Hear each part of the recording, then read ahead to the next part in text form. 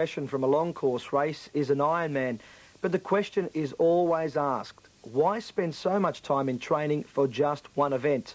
The answer is simple, but it's an answer you can only find if you decide to take on such a grueling task.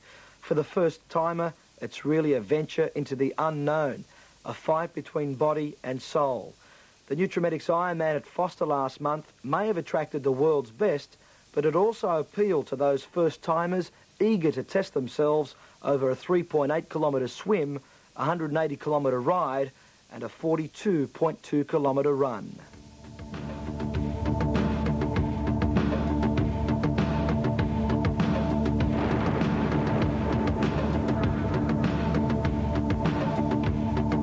Anything is achievable if you really want to do it. So I think any member of the general public, if they started out with small goals, could build up to something like this and cross the finish line. It's a great physical and mental challenge, and it's something to do in your spare time, I suppose, like an obsessed hobby. If you're really frightened and you just wonder, you know in your head that you have done the work for it, but you just wonder if everything's going to go okay tomorrow, and just sort of try and keep an even head and make sure that you drink and all those things. They call it the toughest endurance race in Australia. But the Nutramedics Ironman at Foster is more than just that. It's a test of man's physical and, more importantly, mental strengths.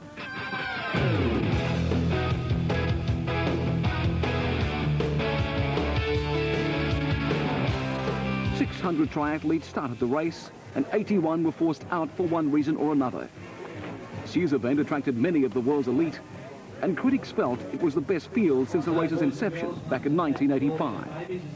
I only can think about myself, so don't ask me if I win or be second or third, because that's unpredictable. But I know that I can go on this course if the conditions are okay, like a time around 8:15 probably. And everybody who's faster is in front of me, and everybody who's slower is behind me. I had a tough time of it in Hawaii, the World Championships. Took me about a good month to get over that.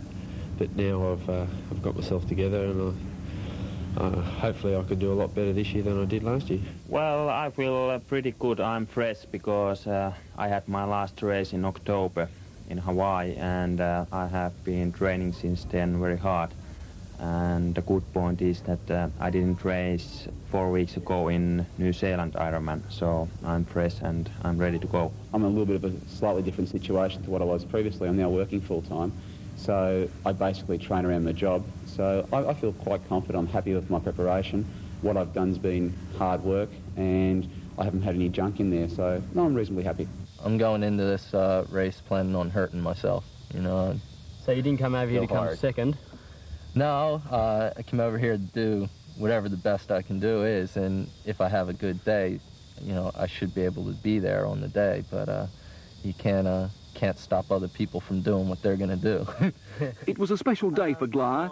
His Australian-born wife Jan was back home to compete in her first Ironman, just 4 weeks after winning the New Zealand Ironman. As much as it can be on target after doing an Ironman, you really have to listen to your body and not push too hard. There's a fine line between recovery and getting back into training again and trying to prevent any sort of injuries occurring. The women's field was hard to separate. It featured many proven performers over the Ironman distance, as well as the untested. I enjoy it. I enjoy the challenge of it. I must say the training gets to be a bit of a grind halfway through the season, but I love the racing. I love the challenge of pitting yourself against a person over a period of up to 10 hours. Well, it's a race that I love, and I've had a lot of success here. The good thing about it this year is that we have top international competitors, so it's going to be a real race, and I think if we all give 100%, wherever you finish, we should feel good, and I'm just glad to have the competition we've got. It's just going to be a beautiful day, even if it's raining, even if there's wind. The wind's my friend. So anything I see out there, I'm going to turn it to a positive. 30-year-old American Renee Goldhirsch was lining up for her first Ironman. Remarkably, she'd recovered from a serious accident while competing in the United States. It left her with 2 broken arms and other serious injuries. When I had 2 broken elbows, I had splints on, and I was shuffling down the highway. And that turned into runs that were 20 miles, and that was still with splints on. So I know mentally that I can think back to that time when I had a broken toe, 2 broken elbows, and broken ribs, and I was still out there, how much easier it's going to be now after 112 miles on the bike.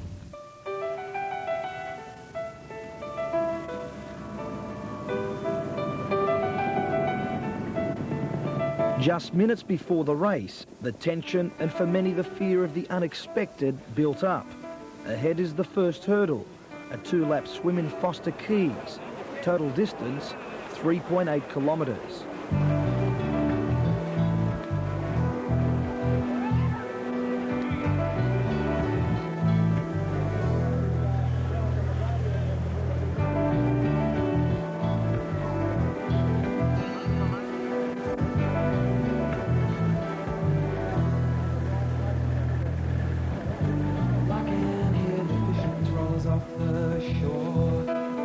In the first lap, a pack had broken away, with the leader, Sydney's Tony Unicum. The Sydney policeman is renowned for his swimming ability, and so is 21-year-old Queenslander Colette Gunn, in the distinct blue cap on the far side. She was always up with the second group, just metres behind the leaders. This is my first Ironman.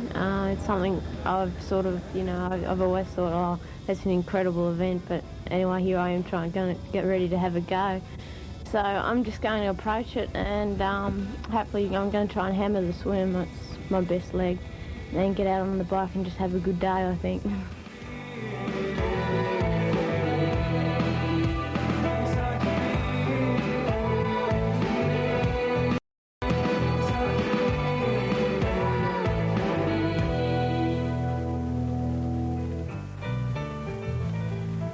The top swimmers made this leg look easy, but the reality for many was a swim of between 1 and 2 hours. In fact, Unicum completed the opening leg in 48 minutes and 48 seconds. He led by just a matter of metres. Predictably, Gunn was the first woman at the water, just trailing Unicum and 15 seconds ahead of Goldhirsch.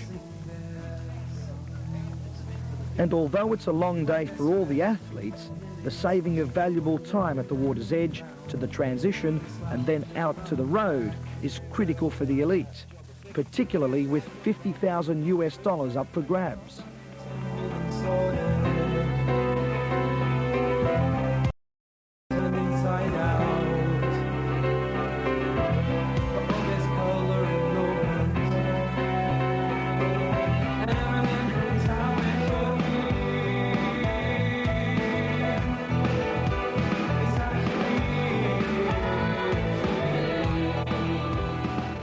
While German Dirk Aschmanite and Australia's Andrew Jordan battled it out in the early stages of the 180-kilometre ride, the majority of the field was still trying to find their way to the transition, including Dick Quinn, one of only 4 people to compete in every Foster Ironman. With a seasoned competitor comes the new, the first-timer, eager to test his or her courage, drive, will to succeed. Sue Pryor was one of them. What makes an attractive 34-year-old Sydney air hostess compete in normal triathlons, let alone the Ironman race, is anyone's guess. The test of physical endurance is a nightmare for many, but for some it represents the classic battle of body and mind. I think that's what scares me the most. I think I've prepared physically for it, but I don't know if I've prepared mentally or I'm prepared mentally for it. I think people tell me you get to the 20k mark in the run and it's just a mental ballot, a mental challenge from there to push through that. But I'm just thinking that on the day there'll be people there that I know supporting me and cheering, and I don't want to let them down, and I guess that's what helps push you through. Even first-timers like Sue Pryor train anything between 20 and 30 hours a week for at least 6 months. But in reality, first-timers won't know how tough the Ironman really is until the start of the run. If they've got heart and that they've prepared for it, they can get through it. I mean, they'll just about do anything: walk, crawl, stagger, pick themselves up and just go for it. You've got 16, 17 hours to do it. If they, even if it takes you that amount of time, you just don't DNF. And the only reason you DNF is if you get squashed by a truck.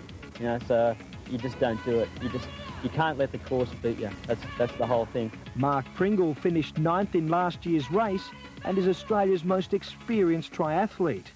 Sue has been competing for 7 years, but her longest event is a half Ironman race in Canberra. That took just on 5 hours to complete. I guess I've been doing triathlons for about 6-7 years, and it's always the ultimate goal. I went and watched Hawaii last year and watched a lot of my friends in Foster and thought, well, I can't watch this again, I've got to do it. Exactly the same way I started in '84. I watched people like Mark Pringle and I think Galen Clues at the time doing the race. I thought, this is just so exciting, I've got to be in this. And contrary to what other people think, what motivates me, I think that's basically it. It's so exciting, and I love the physical challenge of it. The sport has virtually taken over her life. She's taken 5 weeks off without pay from her job with Qantas and will take a 4-week break after the event to recover.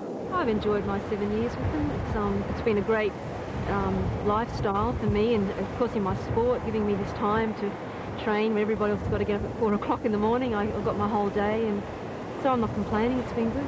She won't be alone.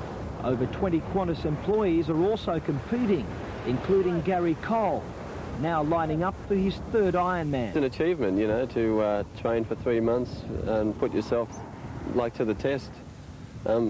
It's a great achievement when you cross that line and you know you've done it. Your body needs fuel, and Sue drinks 5 litres of water a day. Although come race day, she'll be drinking something totally different after she crosses the line. I've told Frank he's got to have the biggest magnum of Dom Perignon he can find there. When you wake up on Sunday morning after a big night out, spare a thought for Sue Pryor and all those like her who've given up a night on the town for a day on the road. And let's hope that if the urge to exercise takes you, it doesn't take you all the way to Australia's most gruelling sporting events. To cross that finish line and have all my family, who I haven't seen for quite a while, going to be there, and my friends and people that have put up with me through the last 6 months and my moods, it'll be worth it. Pryor was not alone. I was also there. And while I never crossed her path on the day, I was with her in spirit. As first-timers, we shared a common bond.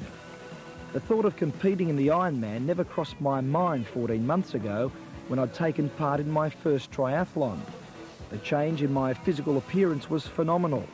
From 87 kilos, I dropped to a remarkable 70 kilograms by race day.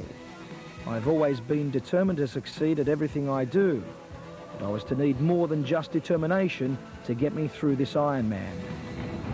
Great swim course, great swim course. A bit of weed and stuff underneath, but very impressed with the swim, very impressed. Safe, plenty of boys out there. Just a bit of muck underneath, but other than that, it was a great swim. Now the real work starts. It didn't take too long for a pack to break away from the rest of the field, and many considered it to be the best to ever contest the Nutrimetics Ironman. One Australian who joined this top group, 21-year-old Sydney sider Andrew Jordan. 21 is young by Ironman standards, but he was undeterred by his more fancied opponents, and it was Finland's Pauli Kuri, the race favourite, who trailed him up the first tough hill. Not too far behind was a group of 3, West Germany's Dirk Ashmanite, American Scott Molina, and England's Glenn Cook. With the Foster event part of the World Series, all were keen to secure valuable championship points. Blind triathlete Chad Towns was competing in his 2nd Ironman and was feeling pretty comfortable. Good, mate, yeah, real good, feel strong. It's only early, but I hope I feel this good the next time round. Towns had completed the swim in 80 minutes, which left him in 507th position, but he would go on to record a sensational cycle time. Ken Glar had finished a disappointing 8th in the Kiwi Ironman a month prior to this race and was eager to redeem himself. Early in the cycle, he held 6th position. Unicum was also up there, and sadly for him, later in the ride his head stem broke and he was forced out of the event. Further back in the field, well actually, well back in the field, I was feeling pretty good, and I knew I would need to take plenty of fluids throughout the ride. The ride distance is 180 kilometres.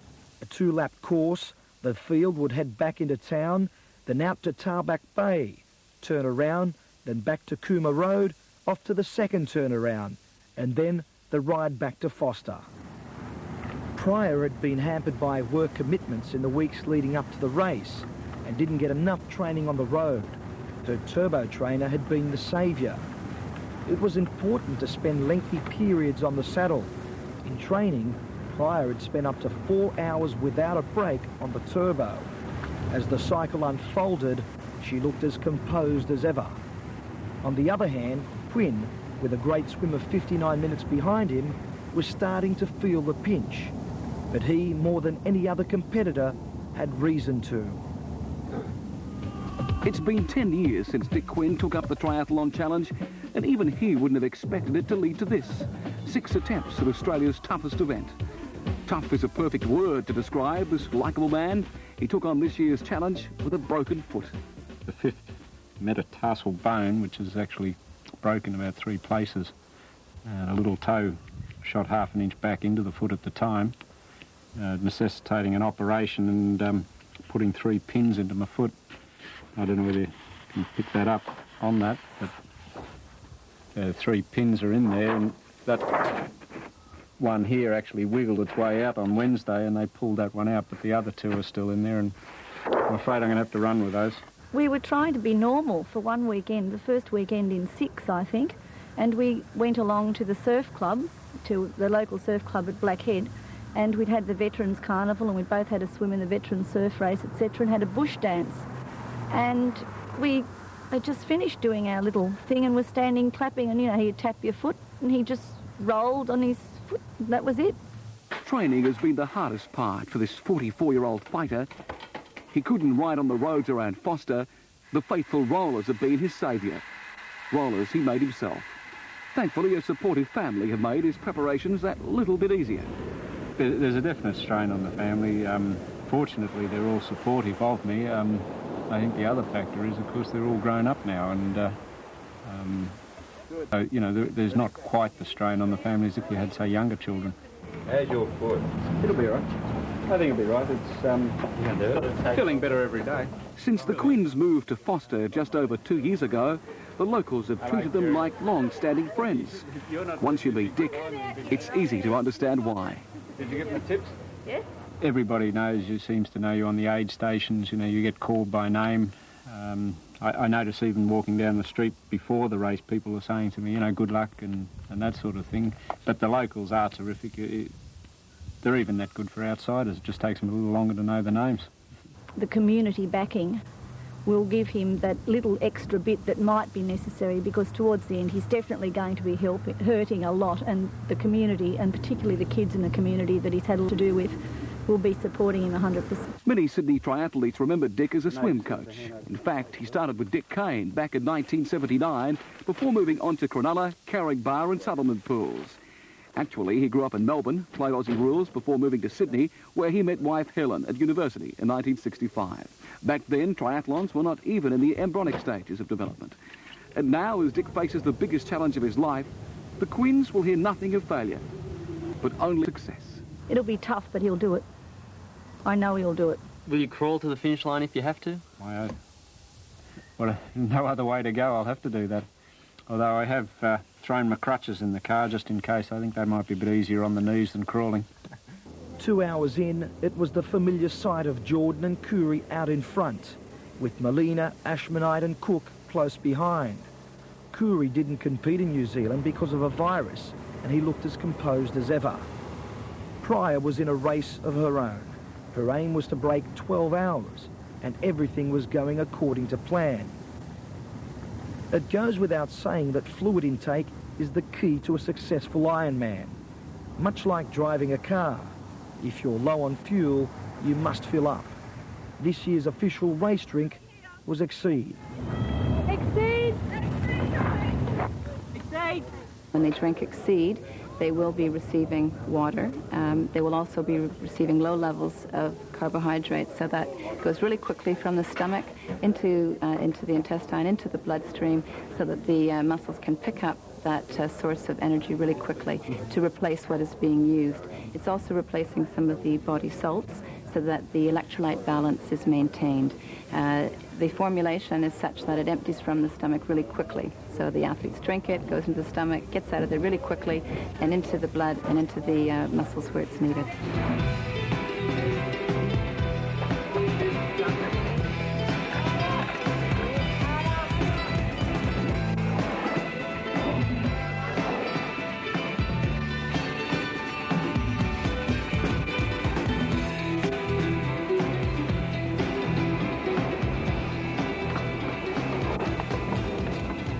At the 55-kilometre mark, the leaders were still the same 5 that had broken away earlier. Could they be caught? Glar was still in 6th spot, just 2 minutes down. Last year's winner, Rod Sidaro, had recovered from a fall to climb into 7th. He was 10 minutes off the pace. And just behind him was another Australian, Sydney's Tim Ahern.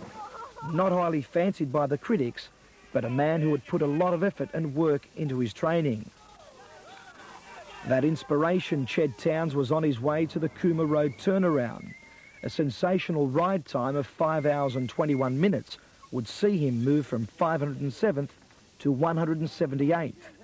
His cycle time was the 61st fastest in a field of over 600.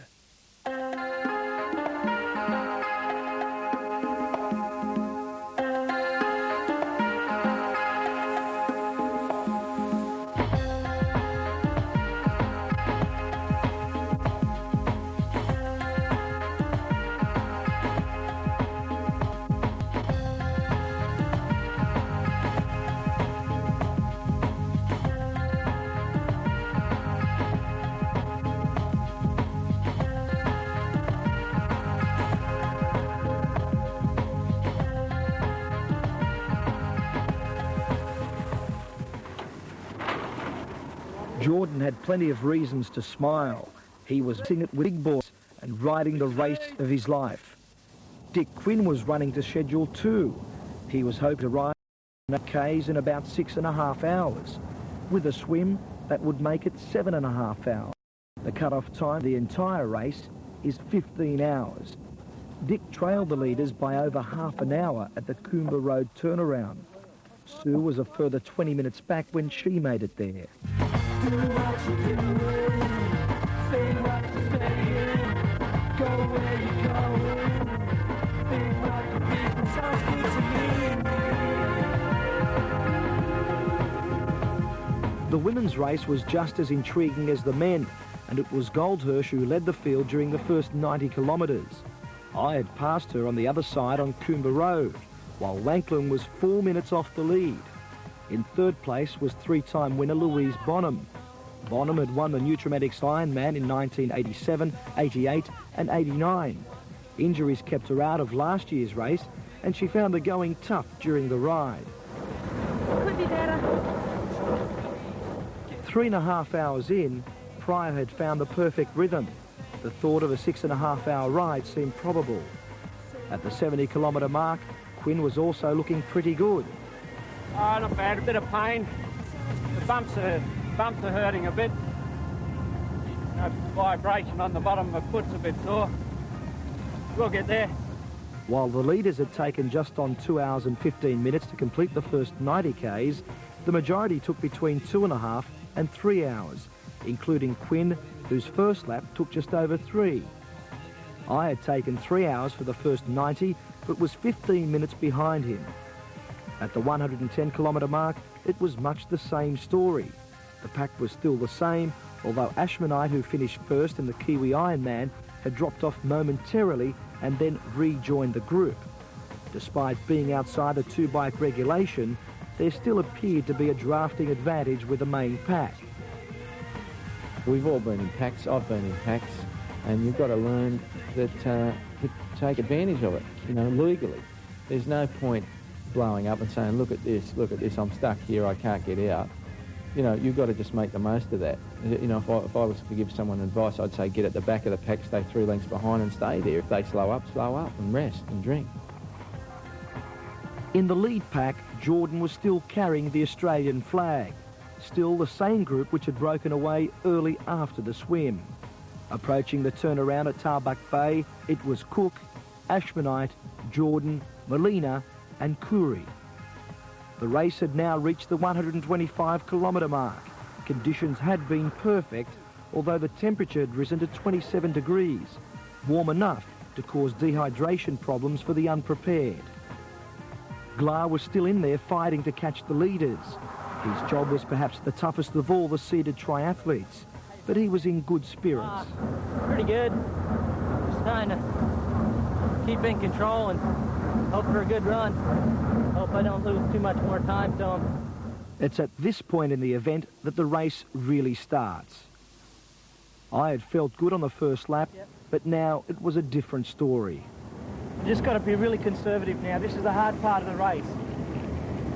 I've done 110 kilometres on the bike, but I've just got to have something for the run. I'm a bit worried at this stage. My knees are hurting a bit at this moment. You cannot stress how important it is to keep food and fluid levels up. On average, you drink between 3 to 6 litres on the bike leg and eat up to 8 bananas, not to mention biscuits, sandwiches and energy bars.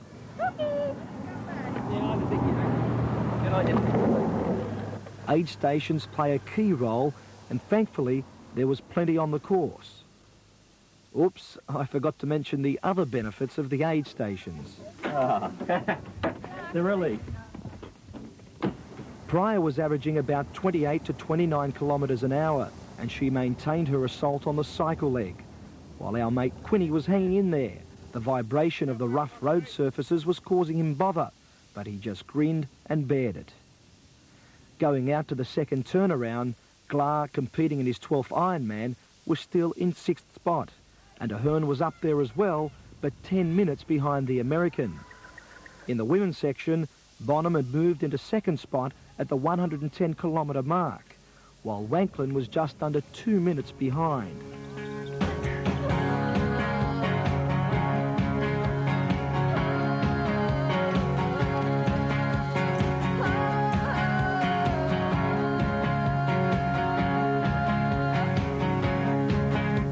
I sat there looking ugly at me. Knew what you were saying to me. Baby's got some new rules, baby said she's had it with me. Back onto the main road into town, Cook led the way, and the lead pack of 5 was still intact with 25 kilometres to go. Jordan had done extremely well to stay up with this main group.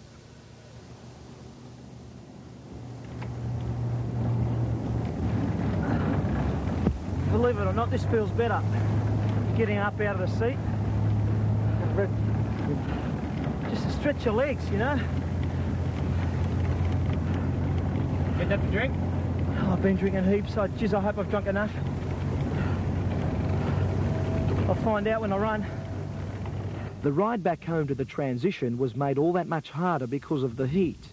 It was now just past 12 o'clock, and for the majority between 15 and 30 kilometres to go. Aside from fatigue, cramp and back pains, we all had to contest a strong headwind in the ride back to Foster, and somehow the bike leg had been extended from 180 to 185 kilometres. Believe you me, you really do notice an extra 5 kilometres in a race like this. Just over 5.5 hours into the event, the leaders came into the transition, and there was no change at all, although Jordan had slipped behind by about a minute. This group had taken 4 hours and 45 minutes to ride 185 Ks, beating the course record by 3.5 minutes, even with the extra 5 Ks. The day would end soon for Molina. He pulled out early in the run leg, while countryman Paulo Saldana couldn't continue after the cycle. The Ironman had also claimed highly rated Chris Southwell and his brother John. Curry led the race going into the 42-kilometre marathon. He almost won the Ironman series last year, finishing second to Scott Tindley. Cook followed him, and not too far behind was Ashmanite. Glar was still in 6th spot, 5 minutes behind Curry. A strong run leg was expected from the Ironman veteran. Sidaro was a further 10 minutes back, the first Aussie to the transition, His bike time of 4 hours, 48 minutes and 49 seconds was just outside his record time from last year. Ahern was 9th, 20 minutes off the lead, but the run is his strongest leg.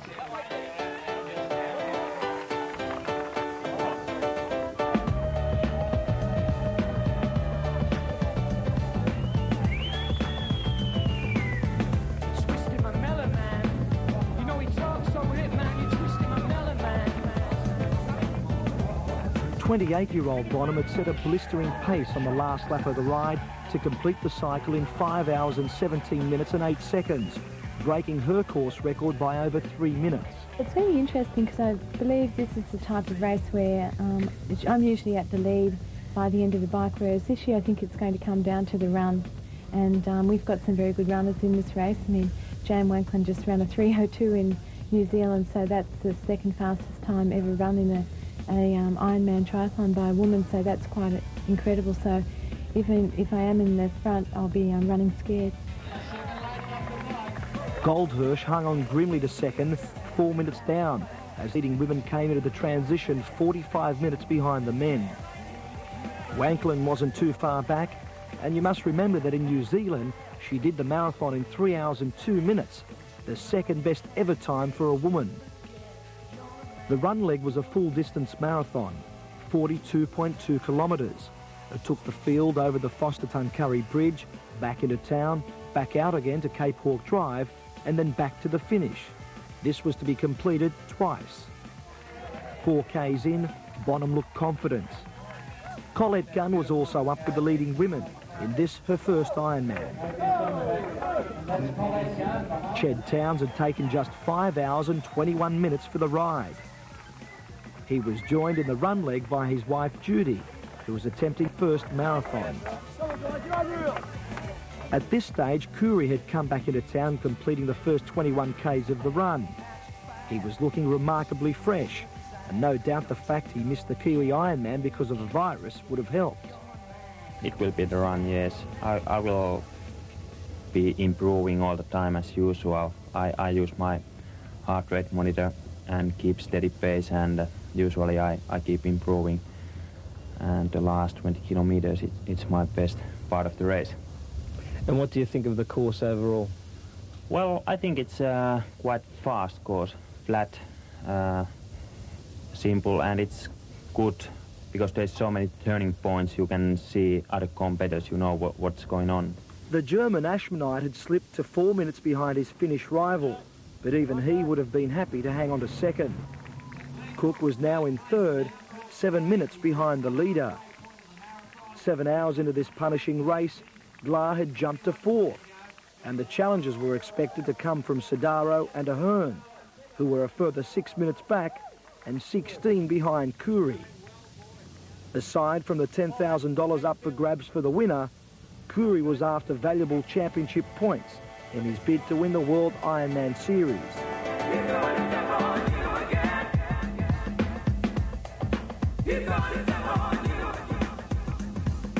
Meanwhile, Ched and Judy were about 5 kilometres into the run.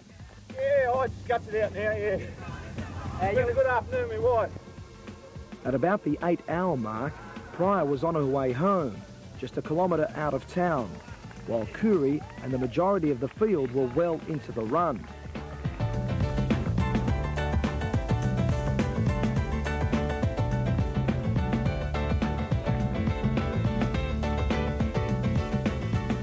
Dick Quinn had a great ride, considering what he had to endure. It took him 6 hours and 40 minutes and gave him a total time of 7 hours and 39 minutes. I'll get some Vaseline in a minute. Better now. I got that bike seat out of my bum. I'm allowed to say that. The question now was, would he be able to beat the cut-off time of 15 hours and maintain his outstanding record of having competed in every Ironman? Sue Pryor had ridden into the transition at about 1:45. She would have no drama beating the cut-off time. The run is her strongest leg, and she needed to run under 4 hours and 10 minutes to break 12 hours. At this stage, Wanklin had moved into third, halfway into the marathon. It was the same story with a 29-year-old German who, like all of us, received tremendous support from both the locals and visitors at Foster. In the run leg, it's an important lift for your confidence. I had come into town just after 2 o'clock. I was pretty happy considering I'd never swum 3.8 kilometres before, and the longest ride I'd ever attempted was 150 kilometres. I'd be a liar if I said I wasn't hurting here, but deep down I knew I had to keep on fighting. I really didn't know what to expect ahead, and the cuts to my toes on my right foot didn't help matters either. But there is never time for excuses at this stage of the race. Meantime, at about the 26 kilometre mark, Glenn Cook hung on grimly to third, but just a few kilometres on, he would drop out. This would allow the ever-improving Glar to move to third position and lift Sodaro into fourth. By his own high standards, Glar didn't have a good day in New Zealand, but he was fighting on at Foster. Running a little slow. Has New Zealand affected you? I don't know. It's hard to say. I'm having a pretty good race. The same could be said for that 34-year-old hostie, Sue Pryor, while the rest of the field fought on.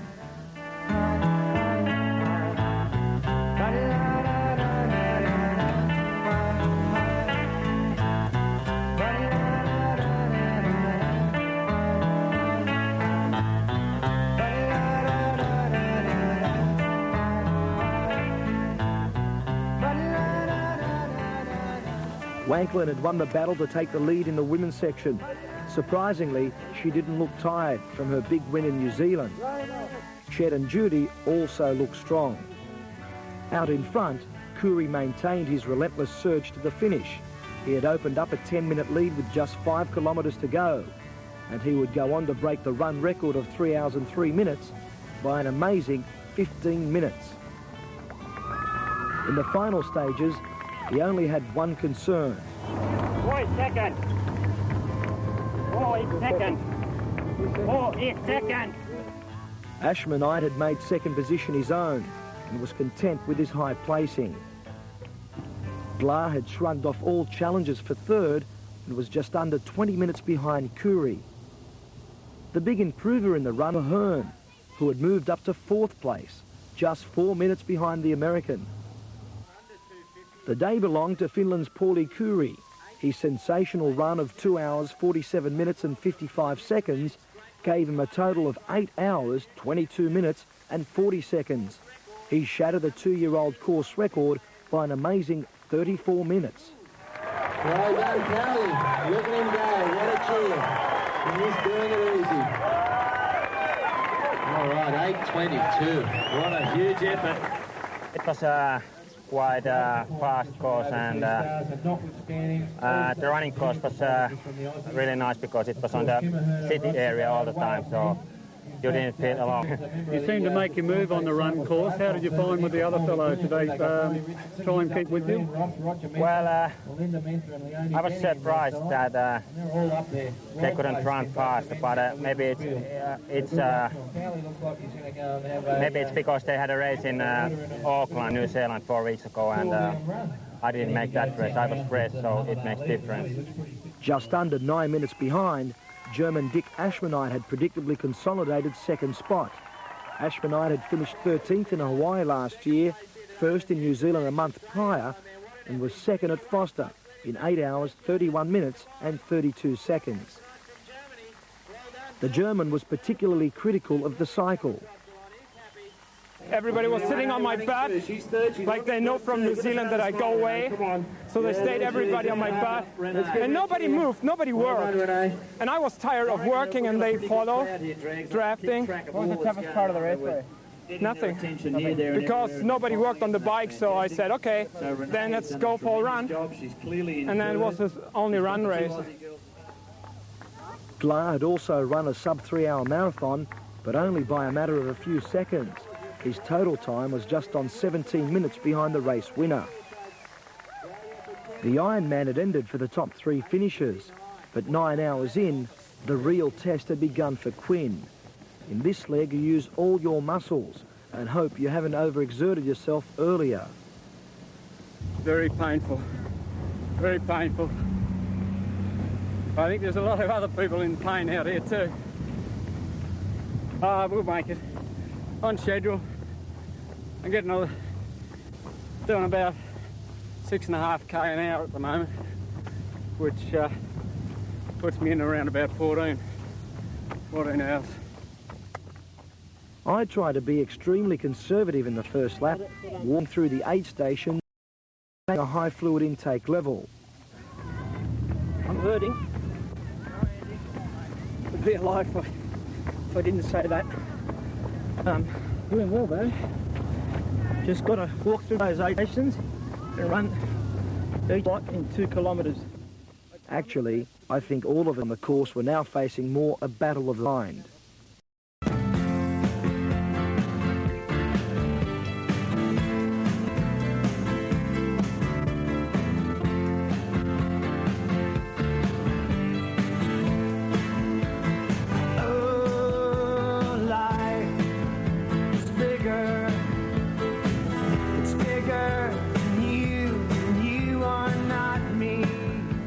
Approaching the finish, the first Australian was rewarded for the second fastest run of 2 hours, 55 minutes and 18 seconds. Tim Ahern, considered one of the dark horses, had excelled in this world-class field to make fourth his own, finishing 8 hours, 43 minutes and 38 seconds. Tim Ahern, number 7, and look at him go, is he happy? A great effort. It was a top race, always well organised, always well supported by the local community. It was great.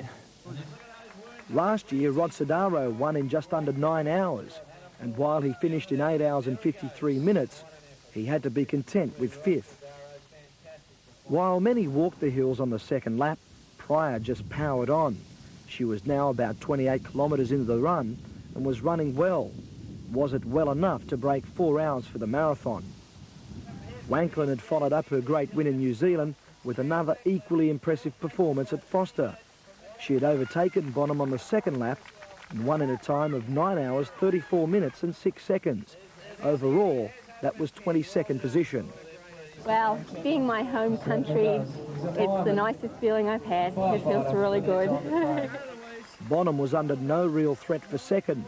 She finished 15 minutes behind. The course is absolutely mind-bogglingly hard, and it was so windy today. Yeah, I'm just glad we finished. It's good to be back again. American Tina Bischoff had taken 10 hours, and that was enough for third place, while Goldhirsch had finished 4th, in this, her first Ironman. It was a test for us today with the new format, 2-lap swim, 2-lap bike, 2-lap run, and it's come over very well, and we're extremely pleased. Just water, no ice. Water with no ice! At the same time, Dick Quinn was at the 16k mark in the run. Still another 26 kilometres to go.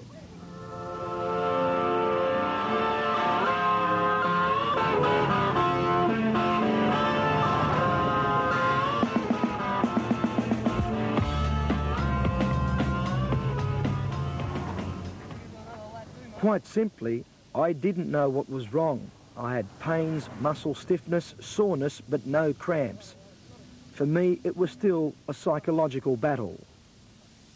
While many were floundering on the second lap, which is fairly predictable, Susan Pryor was calling on all her energy reserves.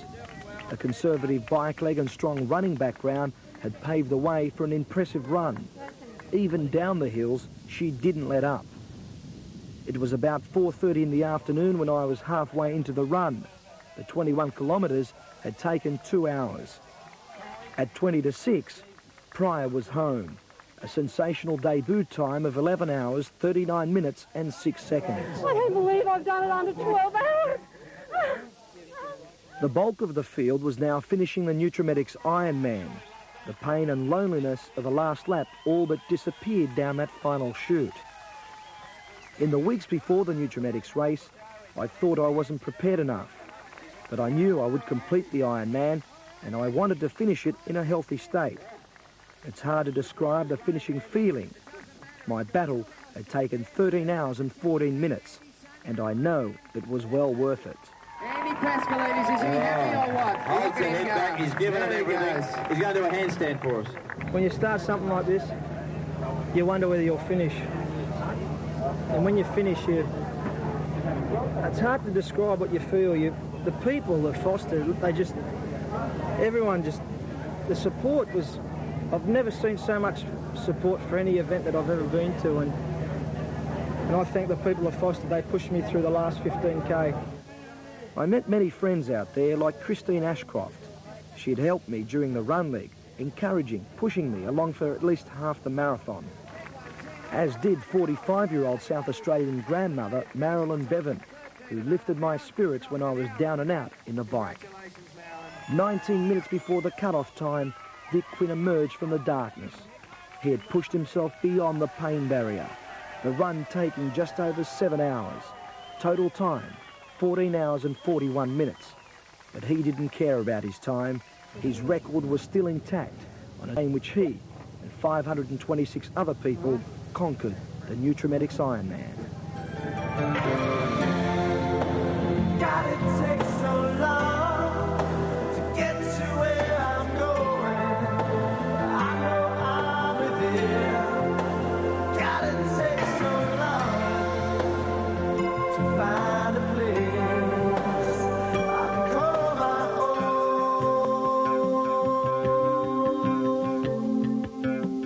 own. There's too many people to thank for putting our special together, but I will say a special congratulations to those competitors who crossed the finish line at Foster. That's about it for another hour. We leave you with highlights from the Isle of Palms David Hawkins Memorial Triathlon in Queensland. It's Australia's Olympic Distance Championship with a new twist. The women started separately from the men, and they all had a chance of winning $50,000 in prize money.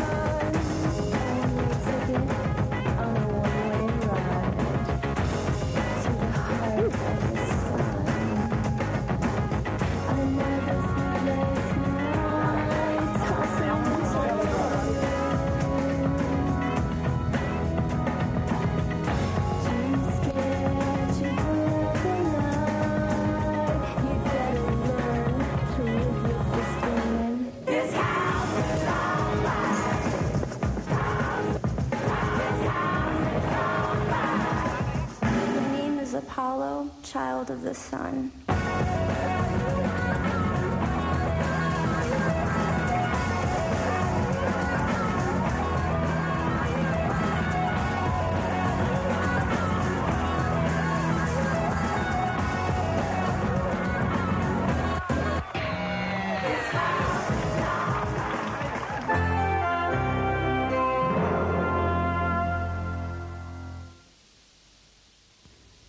Coming soon.